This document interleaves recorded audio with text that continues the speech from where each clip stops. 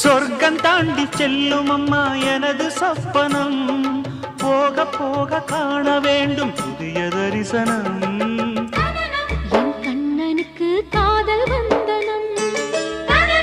என் கண்மணிக்கு ஜீவன் அர்ப்பணம்